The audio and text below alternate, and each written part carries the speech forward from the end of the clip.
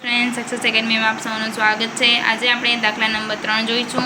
શ્રી ફિલિપ્સની નાણાકીય વર્ષ 2025-26ની આવકોની વિગતો નીચે પ્રમાણે છે। આકારણી વર્ષ 2025-26 માટે જુદા જુદા રહેઠાણના દરજ્જોના આધારે તેમને કુલ આવકની ગણતરી કરો। આવકો આપણને આપેલી છે। ચલો આપણે દાખલાની શરૂઆત કરીએ। શ્રી ફિલિપ્સની કુલ આવક પહેલાં પાછળનું વર્ષ કયું કહેવાશે તો કે 2024-25। આકારણી વર્ષ એટલે કે અત્યારે કયું ચાલુ છે તો કે 2025-26। પહેલું આપણે જોઈએ, અહીં રકમ લખેલી છે તેથી દાખલો ગણવામાં સરળતા રહે। ભારતમાં બોન્ડ પર મળેલ વ્યાજ ક્યાં મળેલું છે? ભારતમાં। ભારતનું આવશે એટલે ત્રણેય જગ્યાએ લખાશે।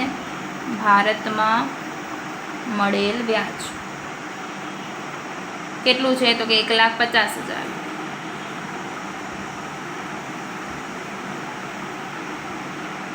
ત્યારબાદ આપણે બીજું જોઈએ। બીજામાં આપણને કીધું છે કે કેનેડામાં ખેતીની આવક ક્યાં કને છે? કેનેડામાં। હવે કેનેડાનું છે એટલે કે વિદેશનું છે। વિદેશનું માત્ર ને માત્ર ક્યાં આવશે? સામાન્ય રહીશમાં। કેટલી છે? 1 લાખ। ત્રીજામાં શું કીધું છે કે ધંધાનું નિયંત્રણ ભારતમાંથી થાય છે અને તેની આવક ક્યાં મળે છે તો કે કેનેડામાં મળે છે, પણ એનું નિયંત્રણ ક્યાં કને છે? ભારતમાં છે અને આવક જે છે એ કેનેડામાં છે, એટલે સામાન્ય રહીશમાં પણ આવશે અને રહીશમાં પણ આવશે। નિયંત્રણ ભારતમાંથી થાય છે અને આવક કેનેડામાં છે, તેથી આપણે ક્યાં લખશું? સામાન્ય રહીશ અને રહીશમાં। કેટલી આપેલી છે? 80,000। ત્યારબાદ ચોથું જોઈએ તો કે યુકેમાં સ્થિત મિલકતોમાંથી કમાયેલી વ્યાજની આવક જે પૈકી ભારતમાં 50% રકમ પ્રાપ્ત થાય છે। યુકેમાં છે અને કમાયેલી વ્યાજની આવક છે જેમાં 50% છે એ કોની છે? ભારતની છે, ને બાકીની એ શું છે તો કે યુકેની છે। યુકે છે એ વિદેશી છે, વિદેશનું માત્ર સામાન્ય રહીશમાં આવશે અને એની 50% ભારતમાં છે, એટલે ભારતમાં 50,000ના 50% એટલે 25,000 એ ક્યાં આવશે? રહીશમાં અને બિનરહીશમાં।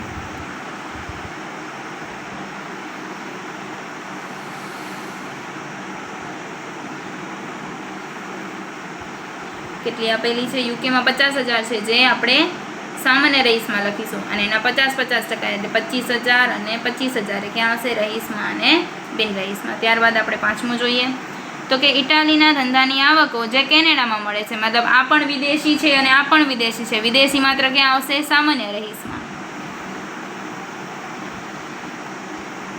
ઇટાલીના ધંધાની આવક કેટલી છે? 90,000। ત્યારબાદ છેલ્લું જોઈએ, મિત્ર લોરેન્સે ₹5 લાખ ઉછીના આપેલા તેના પર મળવાપાત્ર વ્યાજ। એમાં શું કીધું છે કે વ્યાજની આવક ક્યાં છે? ભારતમાં, મતલબ પૈસા ક્યાં કને આવવાના છે? ભારતમાં। હવે ભારત આવશે એટલે 3 લખીશું આપણે 10,000। ઉછીના આપેલ તેના પર વ્યાજ કેટલું છે? 10,000। હવે તેની કુલ આવક શોધીએ એટલે કે તેનો સરવાળો કરીએ।